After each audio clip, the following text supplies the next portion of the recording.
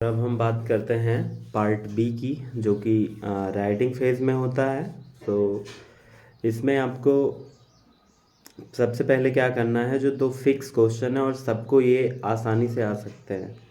तो आप 8 लाइन का पोएम याद करिए, 4 लाइन का अलग लेसन से या 4 लाइन का अलग लेसन से, या एक ही लेसन के 8 लाइन याद कर लीजिए, क्योंकि एक जो पेपर में आएगा उसको नहीं लिखना रहेगा। उसके बाद आप सेंट्रल आइडिया याद कर लीजिए। तो 3 सेंट्रल आइडिया मैं बता रहा हूँ, या आप अपने पूरे पोइट्री में से कोई 3 पोएम का सेंट्रल आइडिया याद कर लीजिए। देखिए, fire and ice, dust of snow में से कोई एक सेंट्रल आइडिया याद कर लीजिए। आप फॉग और ट्रीज में से कोई एक सेंट्रल आइडिया याद कर लीजिए, और ए टाइगर इन द जू और अमांडा में से कोई एक सेंट्रल आइडिया याद कर लीजिए। अगर ये आपका याद है तो इसको पोइट्री आप छोड़ दीजिए। अब आइए प्रोज में आप जितने भी रिलेटेड लेसन से करेक्टर हैं कि किस लेसन में क्या दिया है, उसके करेक्टर पे अपना कमान बनाइए।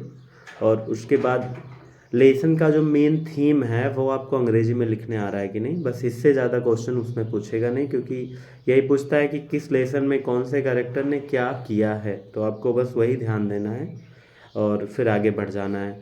सेम काम सप्लीमेंट्री में करना है। जैसे आप सप्लीमेंट्री में पहले लेसन का नाम है Trump of surgery, James Harriet साहब इसके नरेटर भी हैं, इसके राइटर भी हैं। तो अब इसमें करेक्टर हैं 3, मिसेस पॉम्फ्रे, ट्रिकी और हैरियट साहब हैं। तो आप इनसे रिलेटेड जितनी बातें इस लेसन में घटित हुई हैं उनको आप स्टैंडर्डली पढ़ लीजिए, और इससे ज़्यादा आपको करना नहीं है कुछ। और यस से आर्टिकल जिसे बोलते हैं, तो यस से नहीं आर्टिकल हो जाता है वो। तो आर्टिकल में पहली बात तो आप माई करके 3-4 क्वेश्चन तैयार कर लीजिए। Your ambition in your life and your favourite teacher, importance of trees and importance of good health, importance of sports.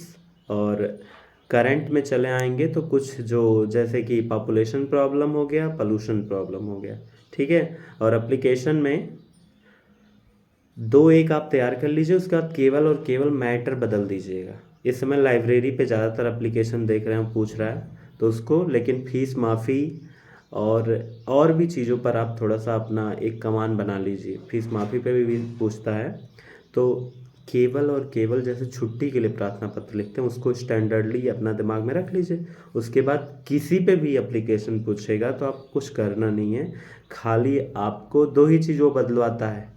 कभी प्रिंसिपल से लिखवाता है कि प्रिंसिपल को लिखो, कभी किसी अधिकारी को लिखवा देता है। तो आपको मैटर बदल देना है और पर्सन बदल देना, इससे ज़्यादा आपको कुछ करना नहीं है इसमें।